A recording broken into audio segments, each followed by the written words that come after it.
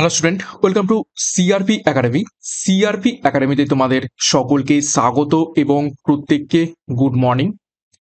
তো আমরা মর্নিং মন্ত্র জিকে সিরিজের মাধ্যমে প্রত্যেক দিন সকাল 7টা থেকে 40টি করে বাছাই করা হুবহু কমনযোগ্য প্রশ্ন উত্তরের মাধ্যমে upcoming West Bengal police, Kolkata police এবং অন্যান্য যে সমস্ত পরীক্ষা রয়েছে সেই জন্য প্রস্তুতি নিচ্ছি। এবং তোমাদের হয়তো প্রত্যেকদিন এই ক্লাসগুলো করতে করতে এবার একঘেয়েমি লেগে যাচ্ছে, কেননা পরীক্ষার কোনো নামগন্ধ নেই। শুধু আমরা একের পর এক ক্লাস করেই চলেছি, একের পর এক প্র্যাকটিস সেট করে চলেছি। এবং স্বাভাবিক যে তোমাদের মধ্যে একটা ফেড আপ বলতে পারো বা একঘেয়েমি ব্যাপার চলে আসতে পারে, কিন্তু করার কিচ্ছুই নেই। এখন আমাদের একটা খারাপ সময় চলছে। এই খারাপ সময়টাকে একটু কাটিয়ে উঠতে হবে, নিজেদেরকে একটু মোটিভেট রাখতেই হবে, সেলফ মোটিভেট করতে হবে।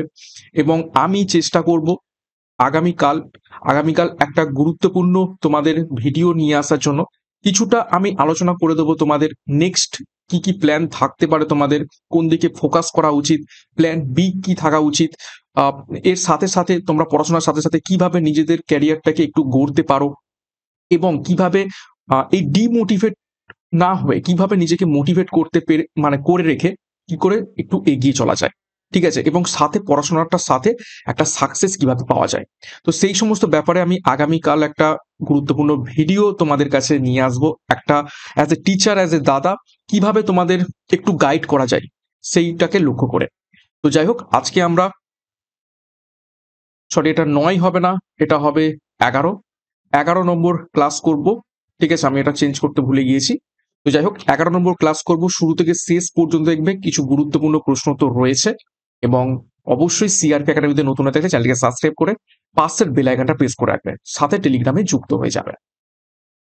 তো দেখো, আজকে ক্লাসে যে প্রথম প্রশ্ন কারেন্ট অ্যাফেয়ার্স থেকে, প্রত্যেকটা সাবজেক্ট থেকে আমি প্রশ্ন তো রাখার চেষ্টা করছি। তো দেখো, 1 নম্বর প্রশ্ন, বিশ্ব বন দিবস অর্থাৎ ইন্টারন্যাশনাল ডে অফ ফরেস্টস কবে পালন করা হয়?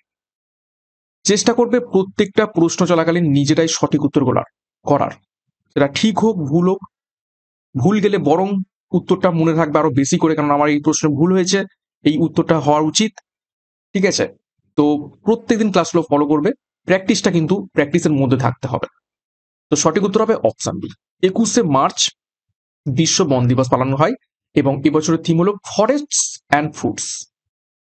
2 নম্বর প্রশ্ন, গ্লোবাল ফ্রি স্পিচ ইন্ডেক্স 2024-এ ভারতের অবস্থান কততম?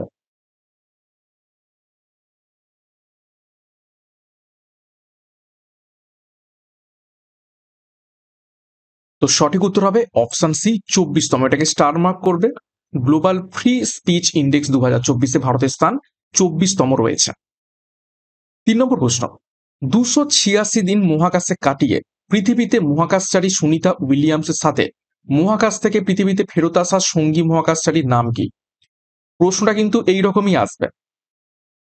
9 মাস অর্থাৎ 286 দিন মহাকাশে কাটিয়ে পৃথিবীতে ফিরে এসেছে সুনিতা উইলিয়ামস। এই নামটা কিন্তু আমরা প্রত্যেকেই জানি, কিন্তু শুধু সুনিতা উইলিয়ামস একা কিন্তু মহাকাশে আটকে ছিলেন না, তার সাথে আরেকজন সঙ্গীও আটকে ছিলেন। আমরা কিন্তু সেই সঙ্গীটার নাম খুব একটা বেশি জানি না।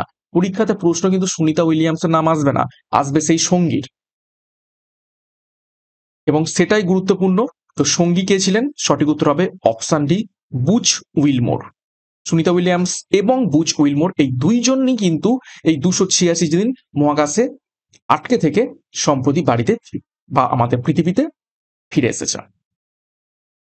নেক্সট দেখো, 4 নম্বর প্রশ্ন, আরবিআই সার্ভে অনুসারে কোন দেশ এখন ভারতের রেমিটেন্সের বৃহৎ উৎস? রেমিটেন্স আমরা কি কাকে বলে থাকি? আমাদের অনেক ফ্যামিলির অনেক মেম্বার বিদেশে থেকে থাকে এবং সেই বিদেশে কাজকর্ম করে সেখান থেকে টাকা আমাদের ফ্যামিলিতে পাঠায়, অর্থাৎ আমাদের দেশে আসে। তো বিদেশ থেকে অর্থাৎ বৈদেশিক মুদ্রা যখন আমাদের দেশে আসে তখন সেটাকে বলা হয় থাকে রেমিটেন্স। তো কোন দেশ থেকে সব থেকে বেশি রেমিটেন্স আসে অর্থাৎ প্রবাসী ভারতীয়দের মাধ্যমে? তো সঠিক উত্তর হবে এখন বর্তমানে অপশন বি, মার্কিন যুক্তরাষ্ট্র। নেক্সট দেখো, 5 নম্বর প্রশ্ন, অধীনতামূলক মিত্রতা নীতি কে প্রবর্তন করেছিলেন? নিচের কোন গভর্নর জেনারেল? সঠিক উত্তর অপশন সি, লর্ড ওয়েলেসলি। কত সালে? সালটাও মনে রাখবে, 1798 সালে। নেক্সট দেখো 6 নম্বর প্রশ্ন, সৌরজগতের উজ্জ্বলতম গ্রহ নিচের কোনটি?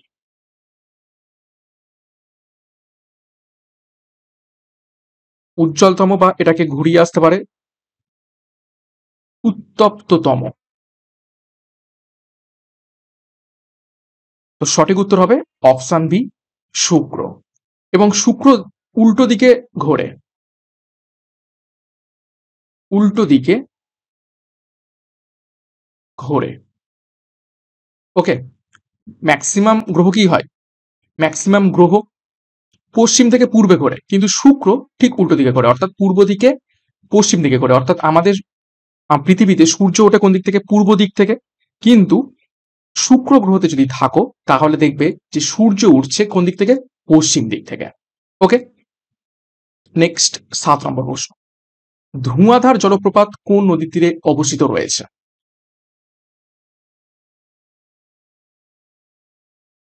বা কোন নদীর ওপর অবস্থিত রয়েছে? সঠিক উত্তর হবে অপশন সি, নর্মদা নদীর ওপর। দেখো কিছু গুরুত্বপূর্ণ জলপ্রপাত কোন কোন নদীর উপর এবং কোন রাজ্যে অবস্থিত একটু দেখে নেবো। দেখো মগধ জলপ্রপাত বেতদি নদীর উপর, কর্ণাটক অবস্থিত। বাহুতি জলপ্রপাত পদ্মা নদীর উপর, মধ্যপ্রদেশ অবস্থিত। লোধ জলপ্রপাত বুরহা নদীর উপর, ঝাড়খণ্ডে অবস্থিত। চাচাই জলপ্রপাত বিহার নদীর উপর, মধ্যপ্রদেশে অবস্থিত। শিব সমুদ্রম জলপ্রপাত কাবেরী নদীর উপর, কর্ণাটক অবস্থিত। হুড্রু জলপ্রপাত সুবর্ণরেখা নদীর উপর, ঝাড়খণ্ডে অবস্থিত রয়েছে।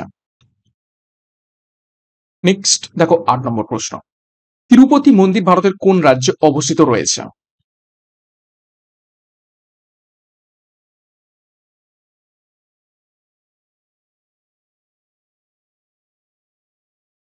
তো 8 নম্বর প্রশ্নের সঠিক উত্তর মিলে নাও অপশন বি, অন্ধ্রপ্রদেশে অবস্থিত রয়েছে তিরুপতি মন্দির।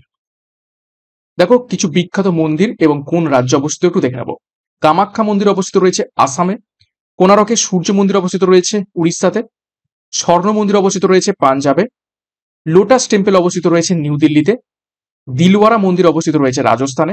মীনাক্ষী মন্দির অবস্থিত রয়েছে তামিলনাড়ুতে। নেক্সট 9 নম্বর প্রশ্ন, সুন্দরবন কত সালে ওয়ার্ল্ড হেরিটেজ সাইটের আখ্যা পেয়েছে? খুবই গুরুত্বপূর্ণ প্রশ্ন।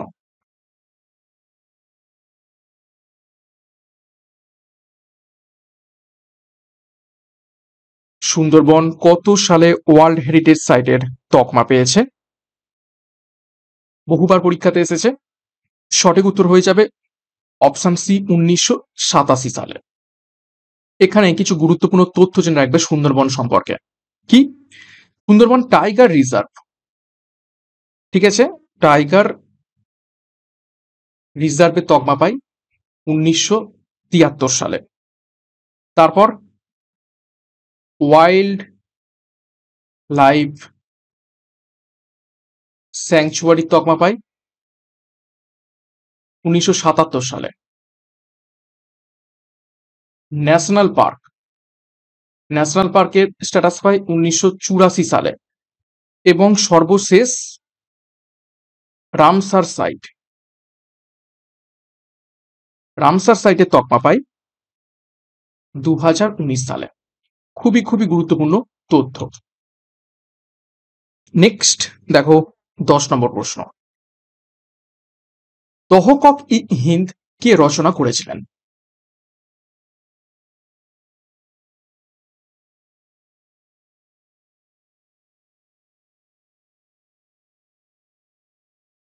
সঠিক উত্তর হবে অপশন এ, আলবেরুনি তহকক ই হিন্দ রচনা করেন। বাবর কি রচনা করেছিলেন?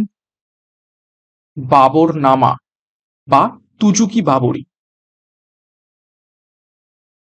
তুজুক ই বাবরি। আবুল ফজল কি লেখেন? আকবর নামা। ওকে, দেখো কিছু গুরুত্বপূর্ণ ঐতিহাসিক বই, তারপর তাদের লেখকদের নাম দেখে নেবো। কীর্তি কৌমুদী লেখেন সোমেশ্বর। পঞ্চ সিদ্ধান্তিকা লেখেন বরাহমিহির। সূর্য সিদ্ধান্ত লেখেন আর্যভট্ট। রত্নাবলী লেখেন হর্ষবর্ধন। মত্তবিলাস লেখেন মহেন্দ্র বর্মন এবং কিরান উস সাদাহীন লেখেন আমির খসরু। এটা হবে খসরু। ওকে, খুবই গুরুত্বপূর্ণ তথ্য। 11 নম্বর প্রশ্ন দেখো, মামা ভাগ্নে পাহাড় পশ্চিমবঙ্গের কোন জেলাতে অবস্থিত রয়েছে? একদম বাছাই করা নতুন নতুন প্রশ্ন উত্তর নিয়ে আসছি। কিছু প্রশ্ন অবশ্যই আমি রিপিট করবই, তোমরা যতই কমেন্ট বক্সে কমেন্ট করো যে প্রশ্ন রিপিট হচ্ছে, কিন্তু আমার কর্তব্য কিছু প্রশ্ন রিপিট করানো।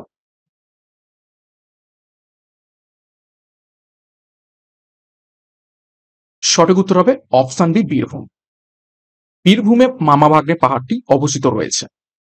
দেখো, আমাদের পশ্চিমবঙ্গের কিছু গুরুত্বপূর্ণ পাহাড় এবং তাদের উচ্চতা এবং কোন জেলাতে অবস্থিত একটু দেখে নেব। দেখো, অযোধ্যা পাহাড় 855 মিটার উচ্চতা, পুরুলিয়াতে অবস্থিত। শুশুনিয়া পাহাড় 448 মিটার উচ্চতা, বাঁকুড়াতে অবস্থিত। মামা ভাগ্নে পাহাড় 105 মিটার উচ্চতা, বীরভূমে অবস্থিত। বিহারীনাথ পাহাড় 451 মিটার উচ্চতা, বাঁকুড়াতে অবস্থিত। তারপর দেখো, জয়চণ্ডী পাহাড় 155 মিটার উচ্চতা, পুরুলিয়াতে অবস্থিত। পাঞ্চেত পাহাড় 490 মিটার উচ্চতা, পুরুলিয়াতে অবস্থিত। টাইগার হিল, যার উচ্চতা 2590 মিটার, দার্জিলিং এ অবস্থিত রয়েছে। নেক্সট দেখো 12 নম্বর প্রশ্ন, সংবিধান সংশোধনের পদ্ধতির ধারণা কোথা থেকে নিয়ে আসা হয়েছে?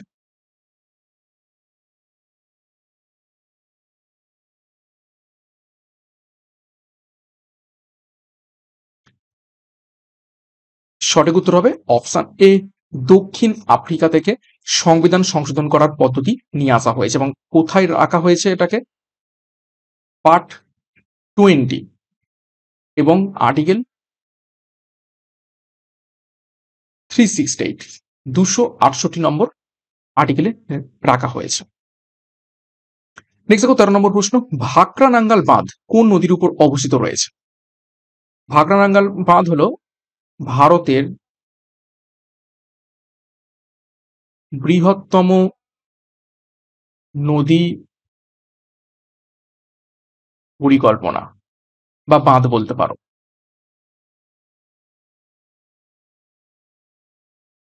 তো সঠিক উত্তর হবে অপশন ডি, শতদ্রু নদীর উপর অবস্থিত রয়েছে ভাকরা নাঙ্গাল বাঁধ।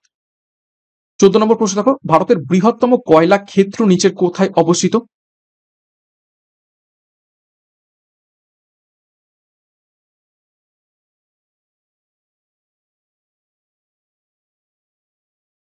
তো সঠিক উত্তর হবে অপশন এ, ঝরিয়া। ঝরিয়া কোথায়? ঝাড়খণ্ড। দেখো, কিছু গুরুত্বপূর্ণ কয়লা খনি আমরা দেখে নেবো। ঝরিয়া, বোকারো, গিরিডি, যা সমস্তগুলোই ঝাড়খণ্ড অবস্থিত।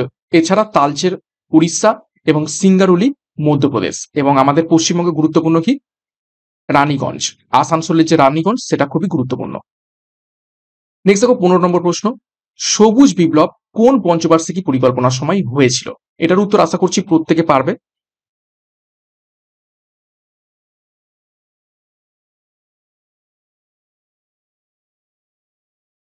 সঠিক উত্তর হবে অপশন সি, তৃতীয় পঞ্চবার্ষিকী পরিকল্পনা। মূলত 1961 সালের দিকে এসেছিল সবুজ বিপ্লব, এবং এর জনকের নাম কি? M S Swaminathan. 16 নম্বর প্রশ্ন, প্রতিমা কুমারী কোন খেলার সঙ্গে যুক্ত? সঠিক উত্তর করার চেষ্টা করবে।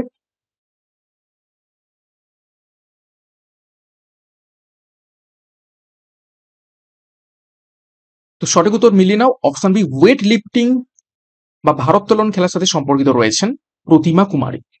17 নম্বর প্রশ্ন, রাজা বিক্রমাদিত্য কোথাকার শাসক ছিলেন?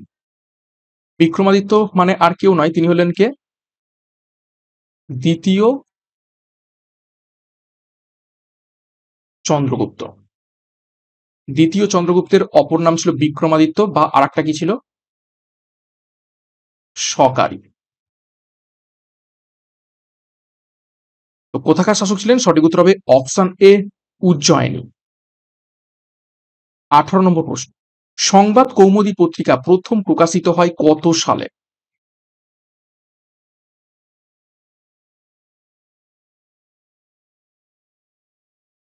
সঠিক উত্তর করবে।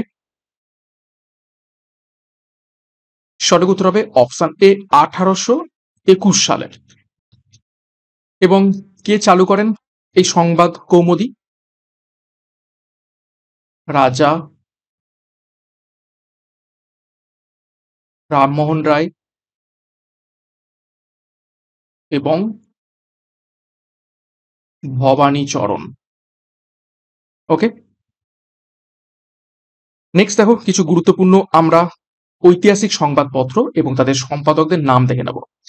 হিন্দু প্যাট্রিয়ট, তার সম্পাদক ছিলেন হরিশচন্দ্র মুখোপাধ্যায়। ইন্ডিয়ান মিরর পত্রিকার সম্পাদক ছিলেন কেশবচন্দ্র সেন।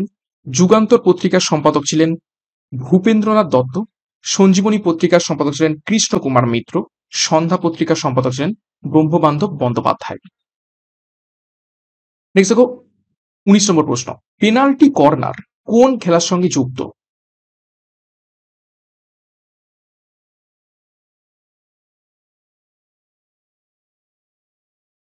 ভালো করে প্রশ্নটা দেখো। বলেছে পেনাল্টি কর্নার, তো যখন বলবে পেনাল্টি কর্নার তখন হবে সঠিক উত্তর অপশন সি হকি। আর যদি বলতো শুধু কর্নার সেটা হচ্ছে ফুটবল। নেক্সট দেখো 20 নম্বর প্রশ্ন, নিম্নলিখিতর মধ্যে কোনটি বামন গ্রহর উদাহরণ নয়? প্রশ্নটা ভালো করে দেখো, নিম্নলিখিতদের মধ্যে থেকে কোনটি বামন গ্রহর উদাহরণ নয়?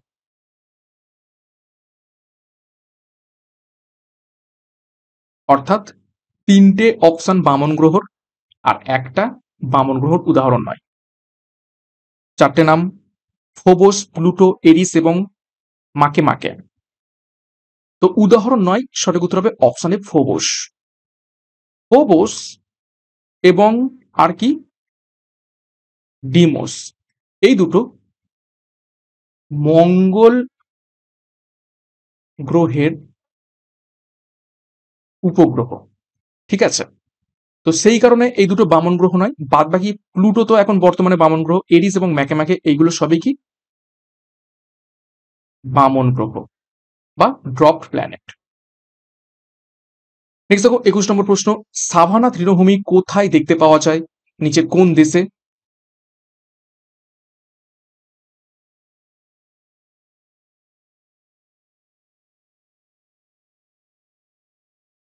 সঠিক উত্তর অপশন এ অস্ট্রেলিয়াতে।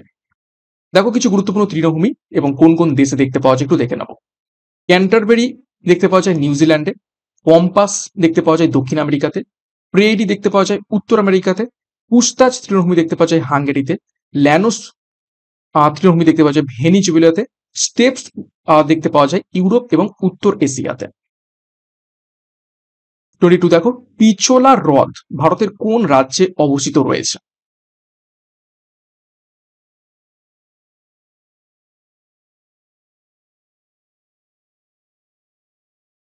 সঠিক উত্তর অপশন বি রাজস্থানে অবস্থিত রয়েছে। দেখো কিছু গুরুত্বপূর্ণ হ্রদের নাম দেখবো এবং কোথায় তাদের অবস্থান দেখে নেব। কোল্লেরু হ্রদ অন্ধ্রপ্রদেশে অবস্থিত রয়েছে কৃষ্ণা এবং গোদাবরী নদীর বদ্বীপ স্থানে। চিল্কা হ্রদ উড়িষ্যাতে অবস্থিত রয়েছে, এটা হচ্ছে লার্জেস্ট লেগুন বা বৃহত্তম উপহ্রদ। সম্বর হ্রদ রাজস্থান অবস্থিত রয়েছে। ভেম্বনাথ হ্রদ কেরালাতে অবস্থিত রয়েছে। পুলিকট হ্রদ অন্ধ্রপ্রদেশ এবং তামিলনাড়ুর সীমান্তে অবস্থিত রয়েছে এবং উলার হ্রদ কাশ্মীর উপত্যকাতে অবস্থিত রয়েছে। 23 দেখো, প্যান্টোথেনিক অ্যাসিড কোন ভিটামিনের রাসায়নিক নাম? ভিভিআই করবে।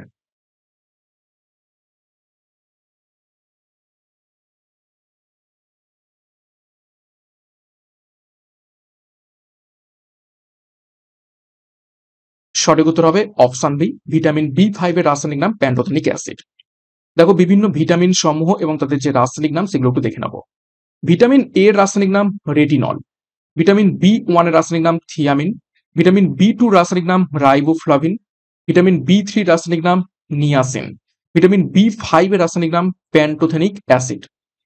ভিটামিন বি6 এর রাসায়নিক নাম পাইরিডক্সিন। ভিটামিন বি7 বা শুধু এইচ, দুটো একই, আলাদা আলাদা নাম, তাদের রাসায়নিক নাম হচ্ছে বায়োটিন। এছাড়া দেখো ভিটামিন বি9 এর রাসায়নিক নাম ফলিক অ্যাসিড। ভিটামিন বি12 এর রাসায়নিক নাম সায়ানোকোবালামিন। ভিটামিন সি রাসায়নিক নাম অ্যাসকর্বিক অ্যাসিড। ভিটামিন ডি রাসায়নিক নাম ক্যালসিফেরল। ভিটামিন ই রাসায়নিক নাম টোকোফেরল। ভিটামিন জি রাসায়নিক নাম নিয়াসিন। ভিটামিন কে রাসায়নিক নাম ফাইলোকুইনন বা ন্যাপথোকুইনন এবং ভিটামিন এম এর রাসায়নিক নাম ফলিক অ্যাসিড। তো খুবই গুরুত্বপূর্ণ তথ্য দেখলাম।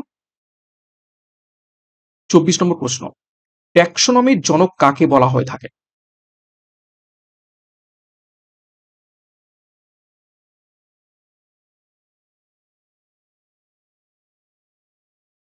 তো সঠিক উত্তর হবে অপশন সি, লিনিয়াস। পুরো নাম কি? Carolus Linnaeus. দেখো বিভিন্ন বিষয় এবং সেই সমস্ত বিষয়ের জনক কারা একটু দেখে নেব। অঙ্ক বা গণিতের জনক আর্কিমিডিস, পাটিগণিতের জনক ব্রহ্মগুপ্ত, বীজগণিতের জনক আল খোয়াজমি, জ্যামিতির জনক ইউক্লিড এবং পরিমিতির জনক লিওনার্দ ডিক্স। 25 দেখো, ক্যালসিয়াম কার্বনেটের রাসায়নিক সংকেত নিচের কোনটি?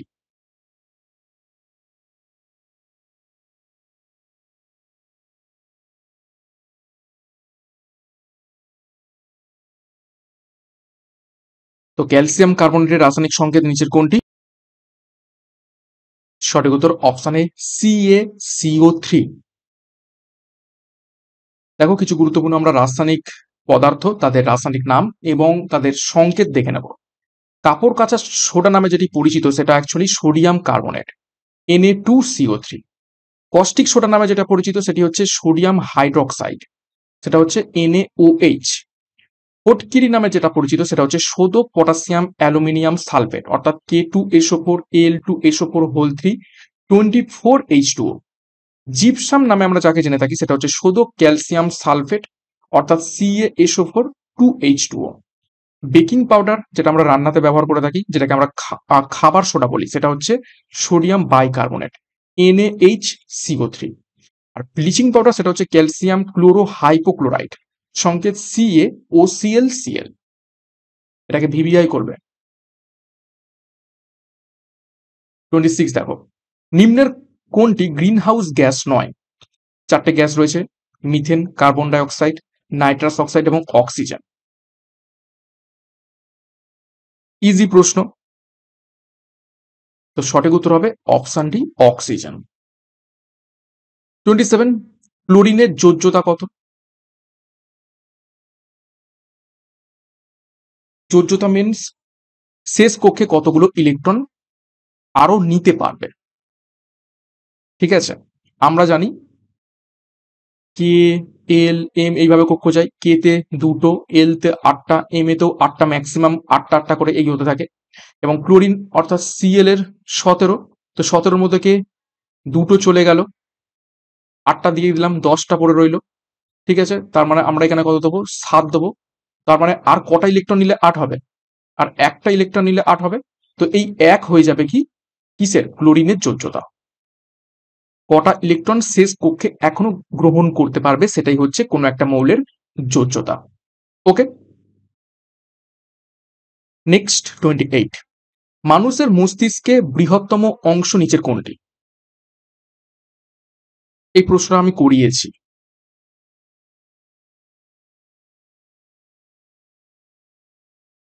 সঠিক উত্তর হবে অপশন এ, সেরিব্রাম।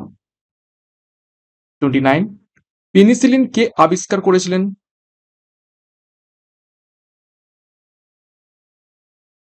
ইজি প্রশ্ন। সঠিক উত্তর হবে অপশন এ, আলেকজান্ডার ফ্লেমিং।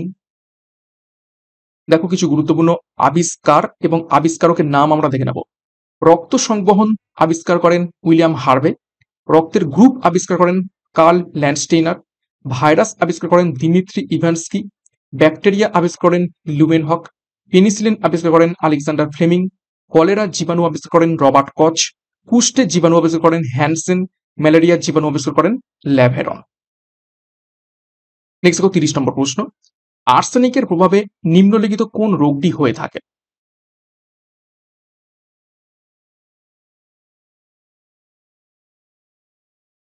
চারটি রোগের নাম রয়েছে। তো সঠিক উত্তর হবে option A, black foot disease হয়ে থাকে আর্সেনিকের প্রভাবে। মিনামাটা রোগ হয়ে থাকে কি? পারদ বা মার্কারি।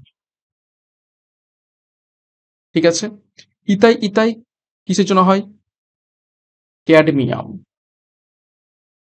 ওকে, নেক্সট 31 নম্বর প্রশ্ন, ভারতীয় সংবিধানের মৌলিক অধিকারের ধারণা কোথা থেকে নিয়ে আসা হয়েছে?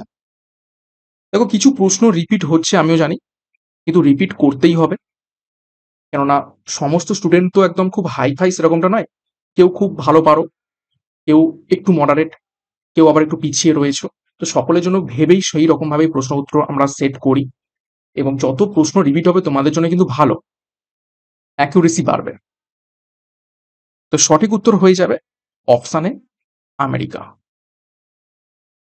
৩২ নম্বর প্রশ্ন, উত্তর গোলার্ধের সবচেয়ে ছোট দিন নিচের কোনটি?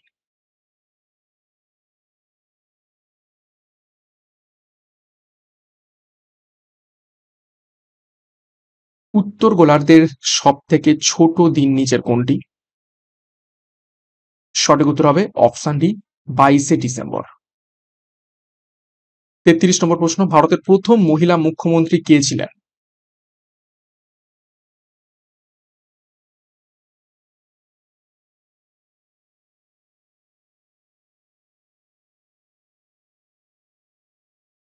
সঠিক উত্তর হবে option C, Sucheta Kripalani. Next 34, প্রথম কত সালে ভারতীয় সংবিধান সংশোধন করা হয়েছিল? গুরুত্বপূর্ণ প্রশ্ন।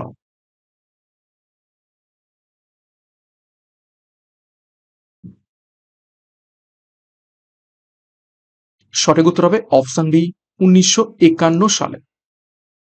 দেখো এটি বাক স্বাধীনতা ও মত প্রকাশের স্বাধীনতা, জমিদারি বিলোপ আইনের বৈধতা সীমাবদ্ধ করার উপায় সরবরাহ করেছিল এবং স্পষ্ট করে দিয়েছিল যে সমতার অধিকার সমাজের দুর্বল অংশের জন্য বিশেষ বিবেচনা প্রদান করে, এমন আইন প্রণয়নে বাধা দেয় না। ওকে, এটা হচ্ছে প্রথম সংবিধান সংশোধন। নেক্সট 35, দেখো বেটন কাপ কোন খেলার সঙ্গে যুক্ত, যেটাকে আমরা বাংলায় বেটন বলি?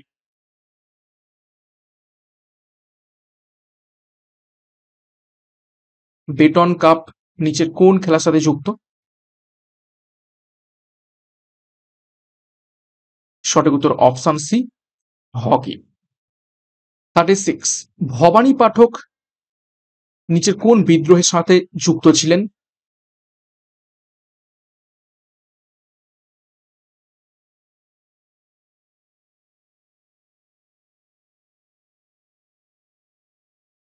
সঠিক উত্তর হবে অপশন সি, সন্ন্যাসী ও ফকির বিদ্রোহ।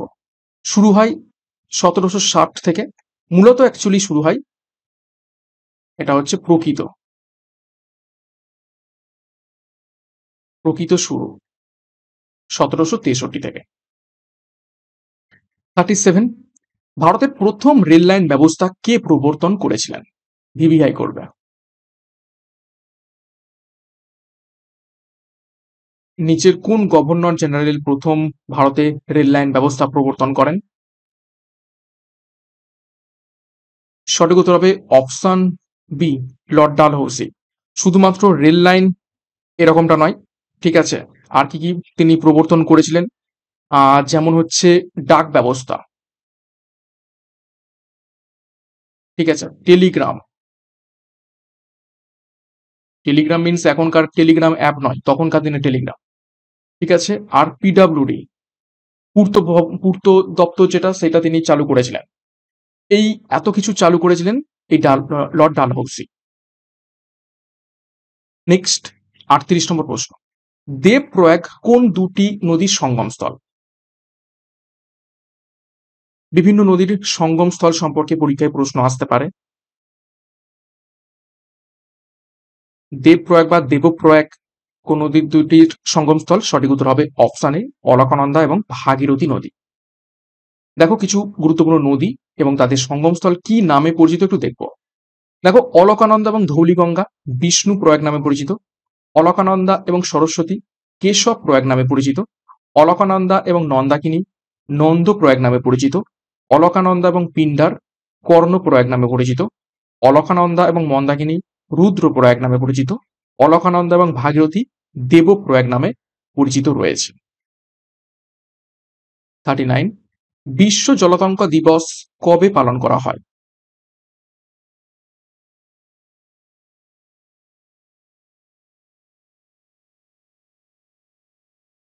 সঠিক উত্তর হবে অপশন সি, ২৮শে সেপ্টেম্বর। শেষ প্রশ্ন 40 নম্বর প্রশ্ন দেখো, কত সালে তরাইনের তৃতীয় যুদ্ধ শুরু হয়েছিল? খুবই গুরুত্বপূর্ণ প্রশ্ন, ভিভিআই করবে। তরাইনের তৃতীয় যুদ্ধ কত সালে শুরু হয়? সঠিক উত্তর হবে অপশানে 1216 সালে। এবং কাদের মধ্যে হয়েছিল? মামলুক রাজ ইলতুৎমিশ প্রাক্তন ঘুরিদ জেনারেল তাজ আল দিন ইলদিজকে পরাজিত ও বন্দী করেন। অর্থাৎ ইলতুৎমিশের সাথে এই তাজ আল দিন ইলদিজের মধ্যে যুদ্ধ হয়েছিল, যেখানে ইলতুৎমিশ জয়লাভ করেন। ওকে, তরাইনের প্রথম যুদ্ধ কত সালে হয়? 1191 প্রথম, আর 1192 দ্বিতীয় তরাইনের যুদ্ধ হয়, মনে রাখবে। দেখো, ইতিহাসের কিছু গুরুত্বপূর্ণ আমরা যুদ্ধর সাল দেখে নেব। পানিপথের প্রথম যুদ্ধ হয় 1526 সালে, খানুমার যুদ্ধ হয় 1527 সালে, চৌসার যুদ্ধ হয় 1539 সালে, কনৌজের যুদ্ধ হয় 1540 সালে, পানিপথের দ্বিতীয় যুদ্ধ হয় 1556 সালে এবং হলদিঘাটির যুদ্ধ হয় 1576 সালে। খুবই গুরুত্বপূর্ণ তথ্য। তো এই ছিল আজকের ক্লাসে গুরুত্বপূর্ণ 40টা প্রশ্ন উত্তর। 40-এর মধ্যে কার কত স্কোর হয়েছে তোমরা প্রত্যেকে কমেন্ট বক্সে কমেন্ট করবে, এবং প্রত্যেকদিন সকাল 7টার সময় ক্লাসগুলো ফলো করতে থাকো। এখান থেকে অনেক অনেক প্রশ্ন তোমাদের প্র্যাকটিস হবে, রিপিট হবে, রিভাইজ হবে, এবং পরীক্ষাতে এই ধরনের প্রশ্নই আসবে এবং হুবহু কমন পাবে। এবং যেমনটা আমি তোমাদের বললাম, একদম ডিমোটিভেটেড হবে না, লোকের কথায় কান দেবে না, নিজে যেটা করছো সেটাই মনে করবে সব থেকে ভালো। এখন খারাপ সময় যাচ্ছে মানে যে সব সময় খারাপ সময় যাবে সেরকমটা নয়। এবং ওবিসি যে কেসটা চলছে, এটা একবার উঠলেই কিন্তু পরীক্ষাগুলো ক্লিয়ার হবে। হ্যাঁ, কবে উঠবে তার উত্তর কিন্তু আমি জানি না, কিন্তু আমি আগামীকাল যেমনটা বলেছি যে একটা ক্যারিয়ার গাইডেন্সের একটা ভিডিও তোমাদের জন্য নিয়ে আসবো। প্ল্যান বি কি থাকা দরকার এবং কি কি তোমাদের নেক্সট করণীয়, সেই ব্যাপারে কিন্তু একটু গাইড করার আমি চেষ্টা করব। তো যাই হোক, সিআরপি একাডেমিতে নতুন হয়ে গেলে চ্যানেলকে সাবস্ক্রাইব করবে, পাশের বেল আইকনটা প্রেস করে রাখবে এবং টেলিগ্রামে যুক্ত হয়ে যাবে। তো আজকের মতো ক্লাসটা এখানে শেষ করছি। প্রত্যেককে all the best, thank you, by.